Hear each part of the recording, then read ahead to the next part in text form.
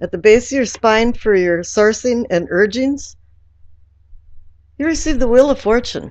What an excellent card. You hit the jackpot. The winds of fate and fortune are blowing your way. Life is on an upswing. You're feeling good about it. Somewhere in the middle of this, there's some kind of karmic justice going on because it was your turn for good things to happen. The base of your spine is about the accumulation of past lives and memories from childhood up to today. But it appears you culled a lot of negative things in your life. You threw them out. You did some spring cleaning spiritually and emotionally, and you're feeling really good about life.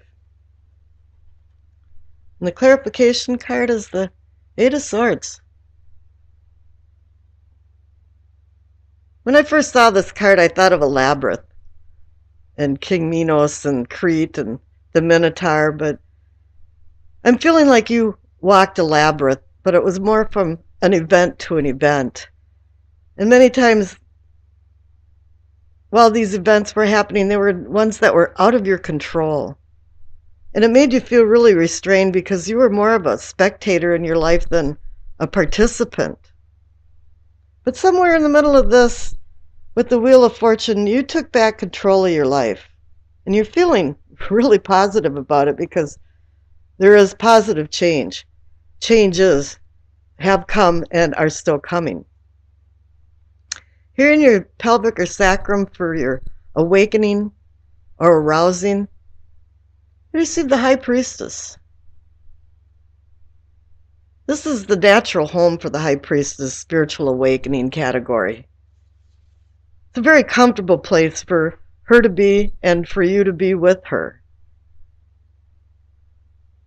You've been listening to her illuminative messages. Illumination in Latin means spiritual enlightenment, and you are being spiritually enlightened. And I can't say that some of you are progressing in leaps and bounds, but I'm feeling more like it's the flow of a river. It's just a natural progression of what is happening here. These new messages are very intuitive. You know, they come through dreams and premonitions and even coincidences where you walk away thinking, what happened there? Boy, that had a lot more meaning than it really looked like, you know, and you started thinking about it, and even sometimes you connect it to your dreams. I do anyway. So here it is, you've got luck on your side and just this expansive spiritual awakening. And here the clarification card is the Ace of Wands. You're sowing seeds. There's new beginnings, but I'm feeling like it's just a continuation of this spiritual progression. This new beginning is you're just picking up somewhere new again. And you're feeling really good about it. Who couldn't with the High Priest, with all of the notice, as well as you've got the Wheel of Fortune, the High Priestess, and the Sun, all major arcana cards on your unconscious inner self. You've done a lot of personal inner work here, and you're being the mechanic of the unconscious self. Here in your solar plexus, the knowing, the gut feeling, you receive the Sun. What an excellent card. I mean, it's like a new day dawning. Ah, you know, what sweet mystery of life before thee. It's offering clarity and understanding and fulfillment. You've walked from the obscured path of the moon out into the sunlight. And it's bringing balance of your unconscious inner self to your conscious fore self. It's bringing abundance, success, and joy. What an excellent unconscious side of the spread here. And here you have the Two of Wands for the clarification. It's a vision. The two is for decision and partnership. And you're still in a decision stage. You're giving new beginnings or a continuation from your spiritual awakening of new beginnings. And now you're making a vision. It's coming to the surface, to the subconscious, and the vision is bringing something to a reality. And choices are to be made, and plans as well. But you have the courage now to explore. And perhaps this is going to be some kind of joint venture, I don't know. But opportunities are knocking, and the door is swinging open. Now here at the heart of the matter, or the situation, is the Queen of Cups, the nurturing mother. She's also about intuition, and so is the High Priestess. This is the minor arcana card that's a counterpart to the High Priestess. So you are looking into your inner self through your intuition. One of the warnings about the Queen of Cups, though, is that she is a good, excellent mentor, and she gives out good advice, but a lot of times she can't live her own advice. And that's something to keep in mind, that you want to be able to continue progressing on more of the conscious level rather than the unconscious. The clarification card is the Death card. You're transforming. But this is part of the flow of the river I pointed out, because when you see the Death card, you are transforming, but regardless of whatever you do, you can kick and scream. It's not going to change it. You are going to transform regardless. And if you hold back and resist change, it'll even make it worse for you. But I have a feeling that you want to change, and you want to continue changing, because a lot of good things are happening right now. Down here in your throat, and what I call communicating and teachings, so Seven of Swords. There's a little kink in the graph here, all things are not good over the kingdom. There's some kind of sneaky stuff going on. There's some kind of, let's say, secrets or deception. But it might not just be people around you or somebody around you.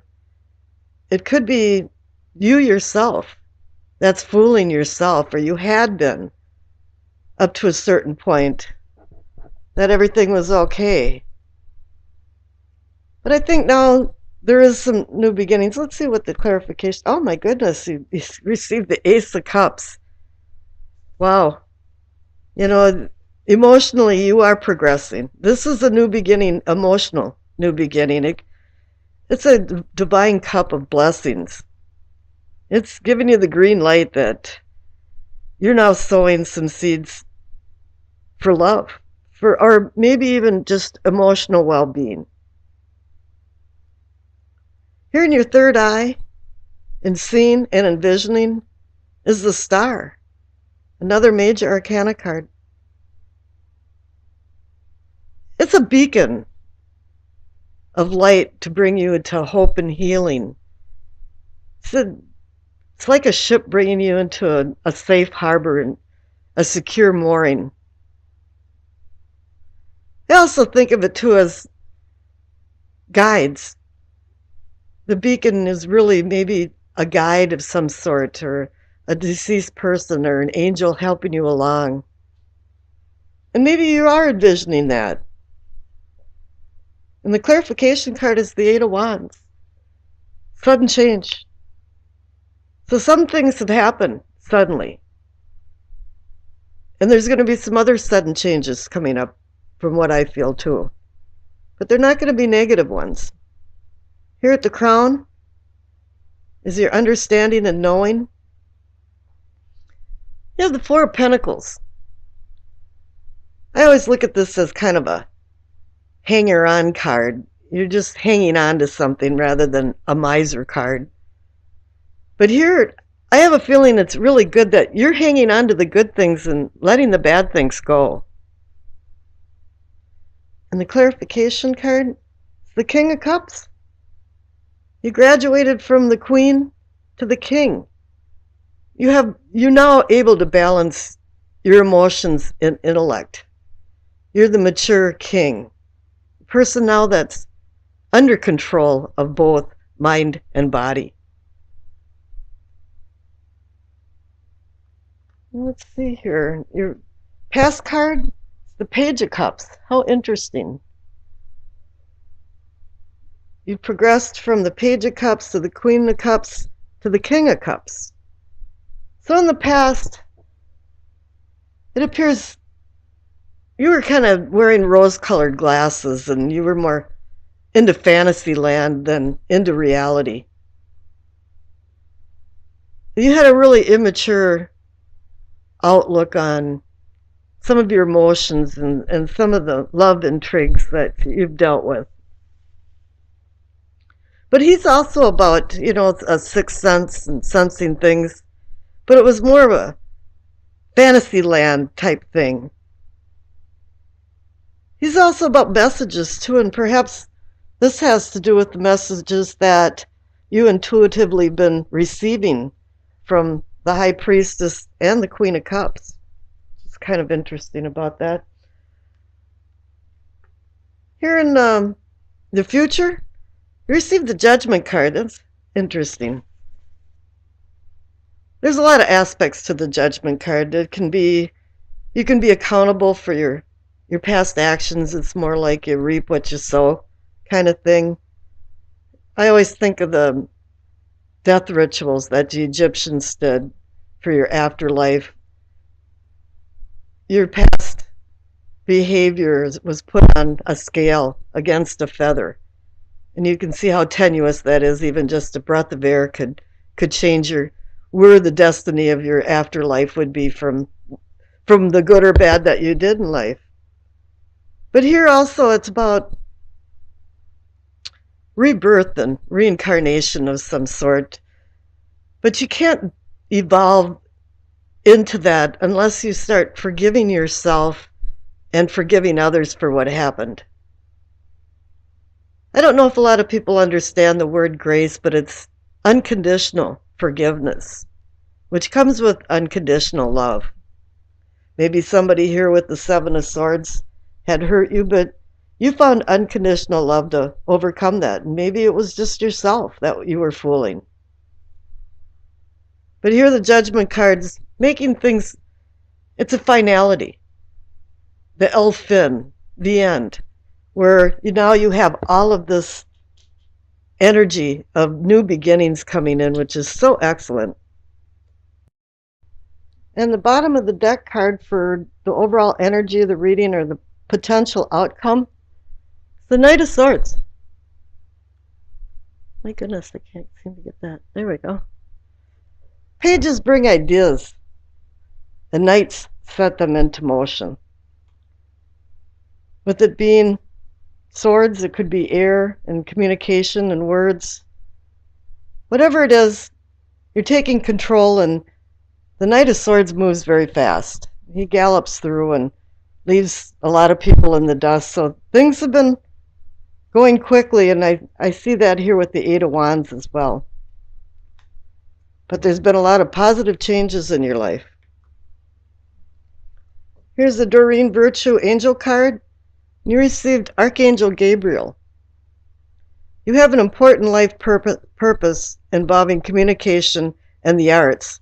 Please don't allow insecurities to hold you back. I will help you. You don't have a lot of swords, but I did indicate that this might be a communication connection. So perhaps that's there, but there's so many good things going on. One thing I'd like to point out too is that the angel Gabriel is associated to the Judgment card. So this could have something to do with your future. And it's the Knight of Swords. Pages bring ideas and knights set them into motion. And this particular knight is impetuous. He gallops along at full speed, but then again, he makes hasty decisions. And he has a tendency of being dysfunctional. Many of the Swords cards are dysfunctional. His intensity can give off a smoldering smoke that that blinds you. And sometimes only his horse knows the destination. So make sure you thoroughly think through everything before acting. However, in this particular instance, it seems like his methods of fearlessness and hostility are more staged than anything. He's prodding his audiences along by skilled orations. He's persuading people with words. This could be someone or who has or will be racing through your life and probably leaving you in the dust. Now, the clarification card is the Wheel of Fortune. For some reason, this type of impetuousness and pretentiousness has worked very well for him. The fates of fortune is on your side. The wheel is going on the upswing. And you're feeling good about things. But then again, here in the center card for what can be or is yours, it's the Eight of Cups. You're moving away from something, and maybe now you being the type of Knight of Swords and the impetuousness is no longer needed. And you want to move on. And you are in the clarification card for the Six of Pentacles. This is more about charity and well-being of other people. And maybe you're kind of tired of the selfishness of the Knight of Swords, the fast action involved, and maybe you want to slow down and start teaching people and helping others, giving gifts and sacrificing for them so others can enjoy them. Maybe even you're thinking a little bit about your afterlife and how you're going to be accountable for your past behavior. Maybe it's time to slow down a little bit. The old cliche about smelling the flowers. But personally, I'd rather act like God exists in my life than to find out when you're trying to get through the gates of St. Peter that, well, sorry, he didn't exist. But it is good to help other people, and it brings a sense of order and charity in your life, and feeling like you're doing God's work for other people. And certainly the Knight of Swords didn't do that. Now, up in yourself and self-awareness, you receive the Emperor. He's about controlling his empire. But it's not only that, he organizes it and regulates it by laws, and it kind of ticks along like a well-honed clock. And all of a sudden, from the rather immature Knight of Swords, now you're the Emperor, the man in control, or the person in control. And with the clarification card underneath it, the Eight of Wands, it's going to be something sudden that happens that changes your life. Maybe when you walked away from something with the Eight of Cups and started a more charitable, peaceful life with the Six of Pentacles. That you made some realizations. All of a sudden, the fog cleared and you hit a tipping point to change your life and to start controlling it. Instead of speeding along like the Knight of Swords, you're slowing down and saying, whoa, wait a minute. What's going on here? Where do I want to go in my life? What is the purpose of my life? What will make me happy? And the future card is the Seven of Pentacles. I call this almost a harvest card, and I've seen this card over and over again in recent readings. You're to the point where a crop is almost ripe and the harvest is going to be coming soon, but you're in this very tenuous and precarious time that if you don't attend to details like the Emperor does, and he doesn't use emotions while he's making his decisions, and he looks at all the details and makes sure all the ducks are in a row. This is what the Seven of Pentacles is saying, is that right now you have to look at the details. Make sure everything's correct so there's no mistakes. So you can actually have abundance and be rewarded for your fruits, your labor. And I wish you acceptance, peace, and happiness.